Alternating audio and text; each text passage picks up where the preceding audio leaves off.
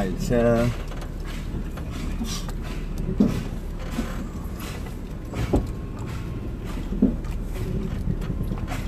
just to our vein, after a short interview with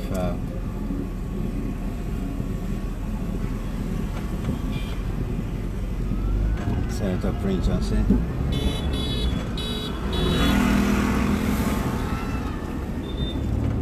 I went to his church. This is my church. I'm actually going to that church. So, Senator Prince Johnson Church. I was the second time. In fact, all I wanted is, like I said in the other video, all I wanted is the opportunity to meet Senator Prince Johnson and sit with him one-on-one, face-to-face, look in the eyes as well, ask him some questions. Yes, of course the time wasn't that much because he just came from preaching and people on the other side waiting. Thank you very much, Precious. But at least I had 10-15 minutes with him, which of course I've been planning a long time for me to have the opportunity to just meet him and just look him in the face and engage him with some questions,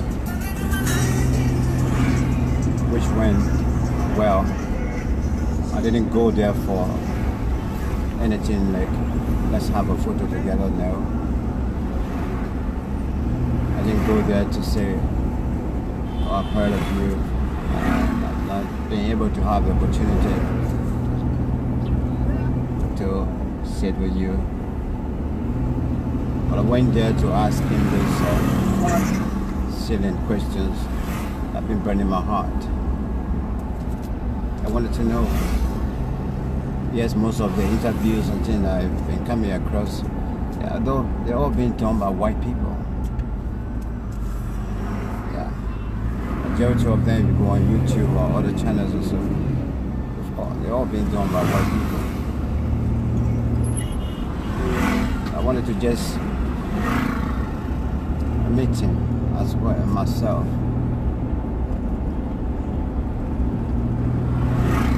Because I remember when I met the former Vice President of Sierra Leone, Victor Ford, in London once upon a time. I engaged him quite frankly on the issue of corruption in Africa, and particularly in Sierra Leone, the challenges facing the young people and women as well. From what I got from the former Vice President of Sierra Leone, something that will continue to ring bells in my ears. Whenever I have the opportunity to meet politicians, like how I met this other one, I have to ask you about corruption. I am prepared to hit you with those questions.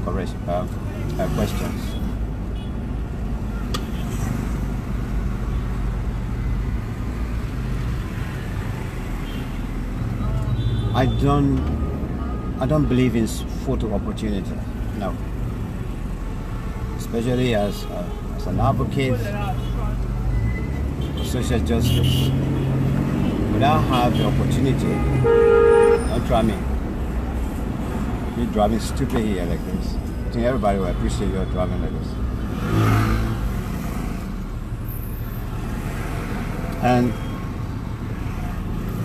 having such opportunities, sometimes it comes for once. When you get it, just hit on.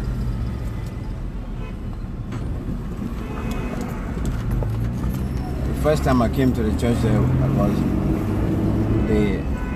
administrator who made the arrangement said that, oh yeah, we will grant you the permission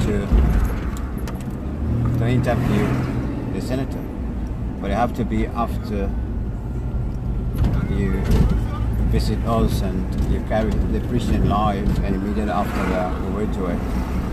I came on that Sunday. It didn't happen. I came on the following Sunday. The senator and preacher went out of Monrovia, and today the fellow rang me and told me, say, well, the senator and preacher will be in the church today, you can come. But a similar thing, the request was made. But I have to carry the program first live, irrespective of where I will meet him preaching. And when I went there and started shooting light, now I started seeing comments from some of my own colleagues, not colleagues per se, but some of my own friends on social media that follows me anyway, that they are having problem with me visiting the church. Or why am I carrying the sermon live? But I have to address this as well. Right on the live, while I was doing the live show, I have to write something where I said that preconditions were set. And for me to benefit from what I want, that is a time with Senator Johnson, the precondition was that I carry the program, I carry the preaching live, and then immediately after that we go for the interview. Well, you guys started having problem with me. Why am I carrying his preaching live? Oh, that's my second time there. I went to Kpakio Church, the same. I've been there since the church was opened. I've been there twice. I went there because that was a precondition that was set. And I have to go over that precondition so that I can have the opportunity to meet this man, to meet this senator, PYJ, and ask him some of the burning questions that has been in my mind for so long. Nothing else. I'm not going to see any photo on Facebook or so. I never even stood up to say, let's take a photo together. I didn't do that. I didn't go there for any photo opportunity. And I know, quite frankly, in this Republic of Liberia that I am in now, there are individuals who are government officials or past government officials in this republic. Me, I will never ever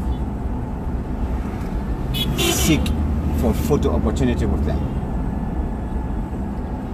You pour $1,000, you pour, let me $50 down, or you pour even $10 or $5 down and say photo opportunity with this individual, or $5. I will go for my $5. I won't do it. I know my conscience, I know myself, and I believe in principles. I stand for something, I stand for it. I can sit with you on the table and interview you because of perhaps what they talk about you and what you do and or what you have done also. But primarily that wouldn't mean that if I have such an opportunity, I should go and start posting or taking pictures and sharing it everywhere. I met this person and we sat at the same table also. It's not me. Not me. So that video going to be up for a couple of days, and I will take it out from there. We're going to go to my YouTube channel. All of you heard what President Johnson said today again, right before me at least. The background of my questions to him. I'm going to turn the video around now. The caption on my video, who cares? It's something I want to show you. Who cares? Whether it's the central government or the city council of Painesville. I'm right now in the, let me put my windows up because they say here where I am now. Let me show you the camera outside. I am somewhere that they say the Zocos. The Zocos don't play here. This is the red light area, as it is well known. The Zocos don't play here. Thank you, Moses. Thank you, Mr. Edwards. So I'm in the red light area, but there's one particular place I really want you to see. And that's why the caption says, who cares? Please share the video right now. Please share it and invite somebody to watch. It's about Liberia. This is the breeding season we're in now. You see what they can do here? This man, there's no need to turn around here. You shouldn't turn around here. This man wants to make a U-turn right here. So imagine this one now. The car is no power steering.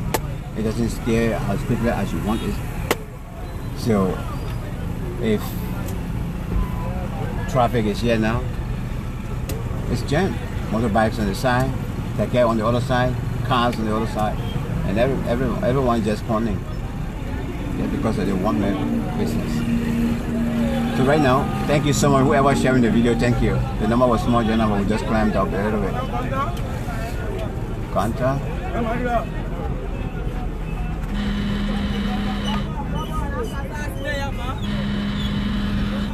So we're right here in the middle of red light.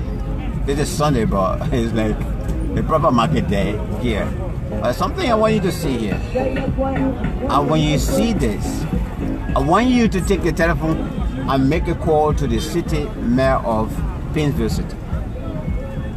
Because this side, they honor the city mayor of Painesville. This is not Jefferson Koji side. This is not Jefferson Koji's side.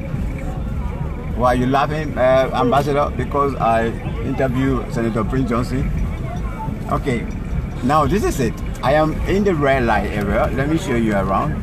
It is Sunday, according to city ordinance. There should be no selling on Sunday, but yeah. Anywhere you look, the Fula people, the Managara people, the Taraba people, everybody here, they're looking for money, and that's Sunday. So we are in the middle of a red light, but I'm gonna go towards the Garnersville side, towards the 72nd side, and I just want to show you something quickly. So some of you who are in the power of being able to take that phone and make a phone call to the city mayor of Painesville City. I don't even know who is she. I know it is she, but I don't know her name. I don't know her name much, honestly. But I'm telling you that what this particular area, this red light is filtered. I can tell you that it's dirty. But this area is filtered, and I think we just got a little bit of traffic here. So we are at a standstill right now. This is Sunday. I don't expect any traffic to be here, but unfortunately there is traffic, and we are all trying to find our way out. We got the KKs, we got the motorbikes, we got cars, everything, buses and everything moving in sequence here. And so we are at a standstill. But what I want to show you is somewhere. If I take my my left turn towards Garnersville, is where you will see what I want to show you.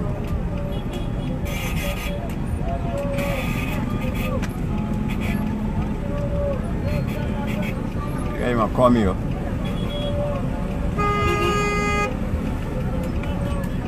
Okay, so a particular place I want to show you.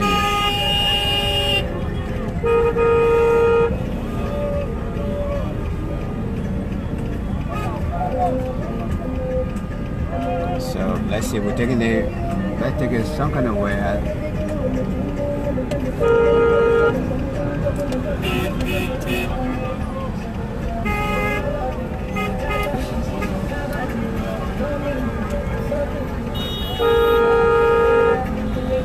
So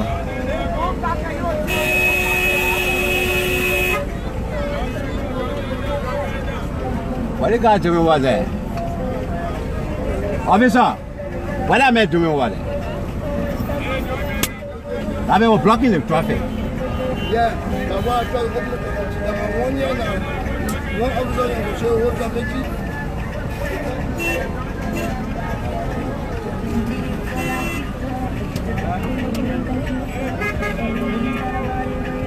So it's kind of a crazy here, honestly. Nobody wants to give anybody way. Nobody wants to give anybody way.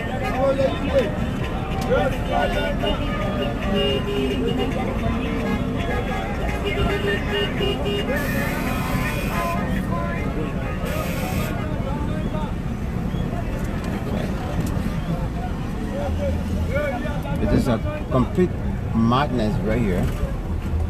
Just to turn right here, where you just supposed to come and go in. You are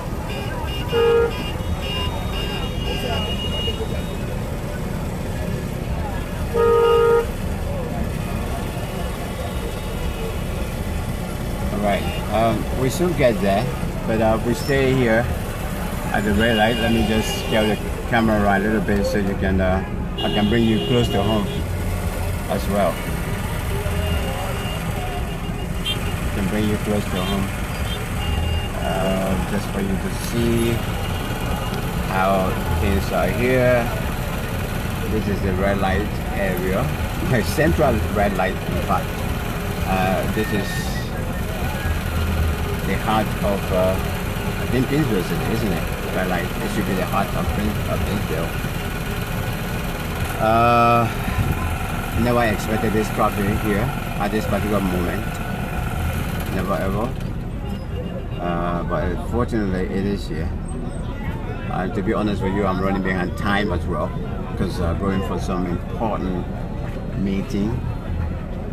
I don't know. But let me get back to you. When some analysis or observations, I did address,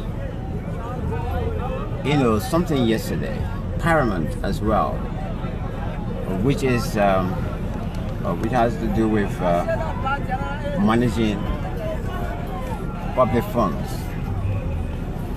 I like to repeat this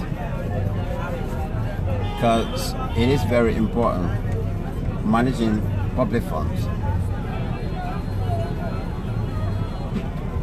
Because in most instances, when people hear of others using money or public funds, they just alluded to somebody taking the cash and spending it from that office or so. But what I was saying is that there are many ways we can actually make government to lose. There are many ways we can mismanage public funds, especially as this country is. We are struggling economically. We are struggling today. The gas price, fuel prices, $195 1 gallon. Sorry, 595 $595 for a gallon. And this is huge for a country that is economically, going through, challenges. It is huge for a country that is striving so hard to recover from economic challenge. And so what we need to do as people of Liberia is, especially when you have that, when you are given that responsibility to serve your people, what we need to do is to come into that office with huge sense of thought, sense of responsibility, with a mind that that job you've been given is for the people of Liberia. It's for you to serve the people of Liberia, not for you to serve yourself. Because when you put yourself first and begin to do the job, you will be misusing public funds. And every penny that you put in the wrong direction, in the wrong place, you are causing huge damage to this nation. You may not know that at $1, you're all looking. And because you took dollar and put it somewhere else, or that will be unaccountable. You may think it's small. It is not. $1 right now, for $1, somebody can be refused at JFK Memorial Hospital for $1. Yes, that child or that pregnant woman can be refused. Can be refused to be accepted to have a bed at the JFK for that $1. So when you're misusing that $1, when you're misplacing that $1, I feel the pain for those very poor people. I feel the pain for them.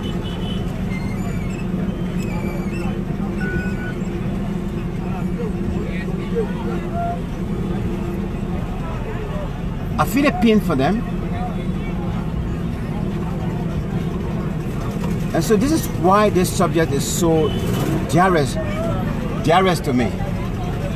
This is why this subject is so very, very close to me. And that's why I decided to talk on it.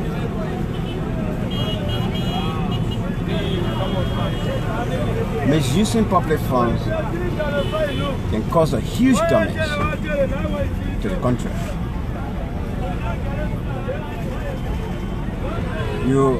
Let's say, for example, you are given a government car, or the government gave you a car for you to use for that office. And you know very, very well that this car will only move when the Liberian people put the fuel in it. You know very well that this car air condition will only work when Liberian people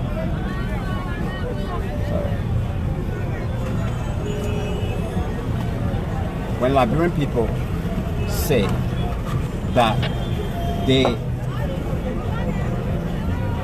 are giving you the support. That car will only move when we pay our taxes, so that you can be comfortable in that car, so that you can have that car to move about to do our job. Now, when we give you that car, we want you to use that car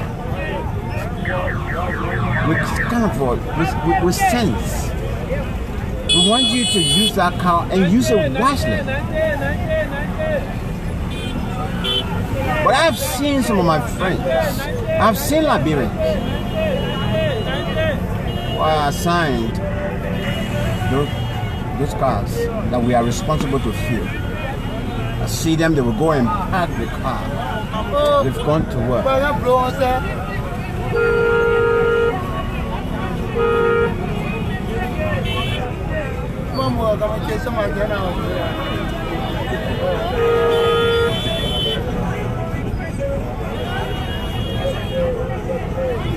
So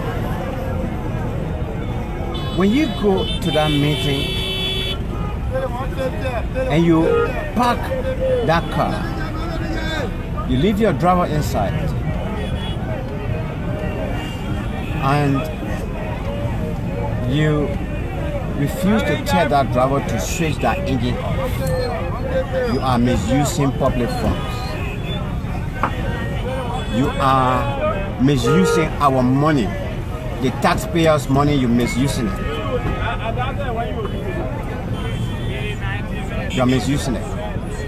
When you go to that meeting or you go into the office to see if your colleague or so, and you tell your driver to wait for you outside, and you let the driver to continue running that engine, to continue running that air conditioner, you are misusing public funds. You need to stop it. That 30 minutes you're taking there, that 45 minutes you are taking there before you come back to that car, the fuel that your driver is burning, the cost of that fuel can pay somebody's how do you call it, hospital bill at the JFK hospital. Can buy medication for that baby that's suffering, that almost about to die. When you switch that engine off, you are saving, and that saving will come back to the Liberian people.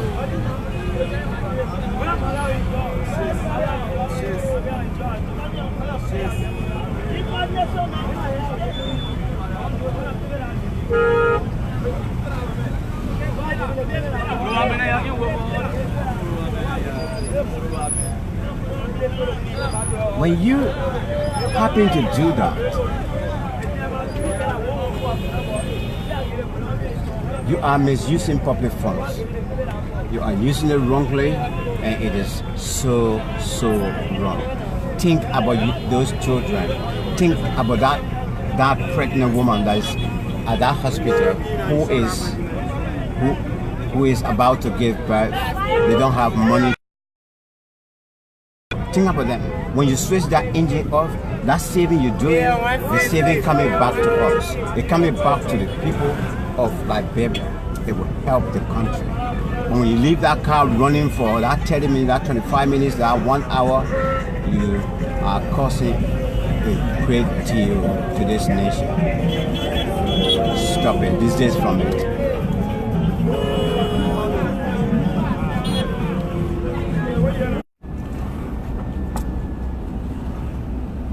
So sorry. Okay, I think we need to make a U-turn here and go back.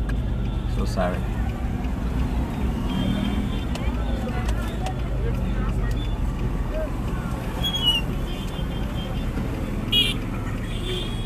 What I want you to see now is from here.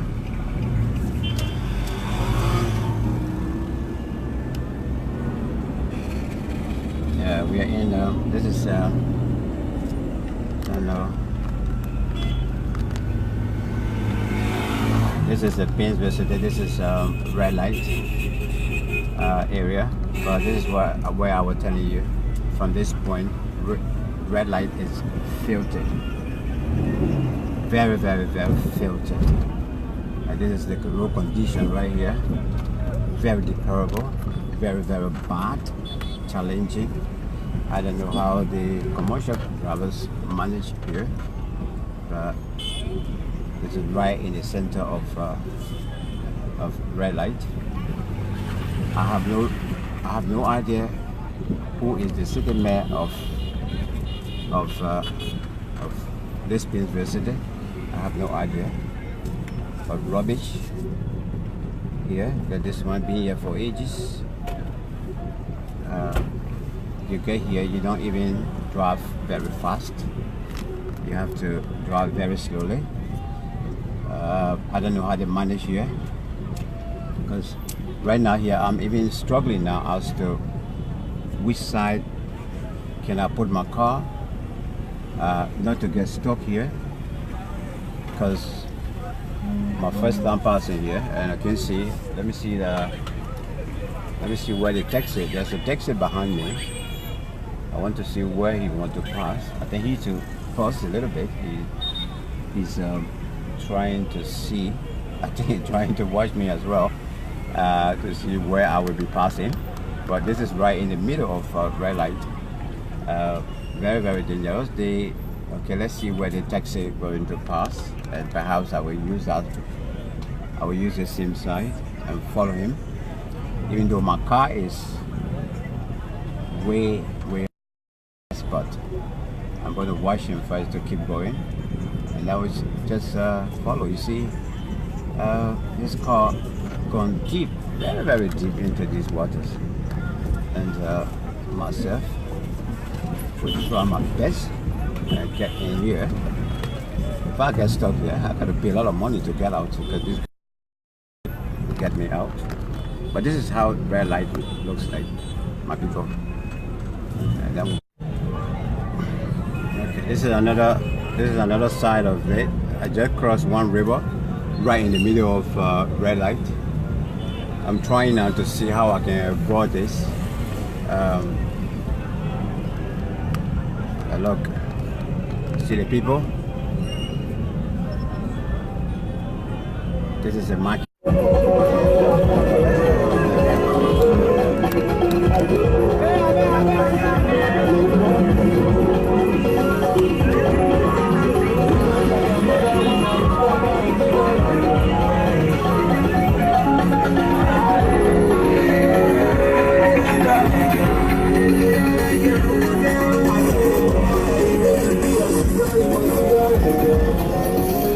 Right in the heart of red light. How can any city mayor do this kind of a thing? You sit in the office, you forget about your people. These people pay taxes. Everyone here. These people that say this, those guys in the wheelbarrows sitting down with small tables and they pay daily contribution to the city council. And that contribution is supposed to go to keeping the place clean. But look here. Tell me how July going to be here. Tell me. And when we're talking, people say we are talking too much. When we're flagging out issues, people don't want to listen.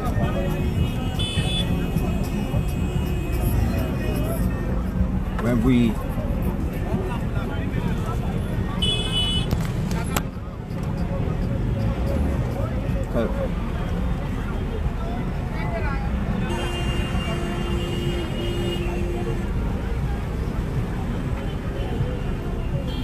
you saw the part I wanted to show you, right? So I am done now.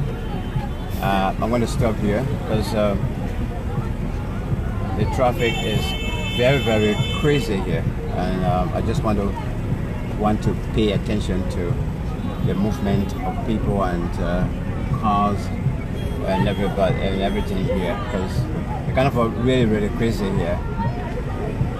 But I just wanted to do this to show you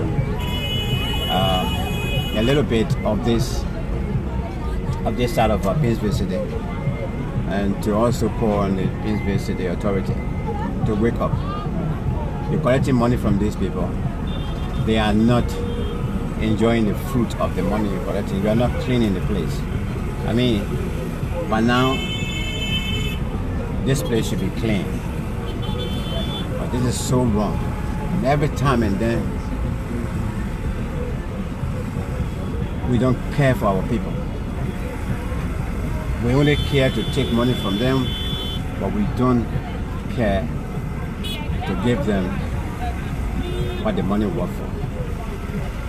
So on that note, I'm going to stop here, and hopefully another time I will be with you. Take care. Bye bye for now.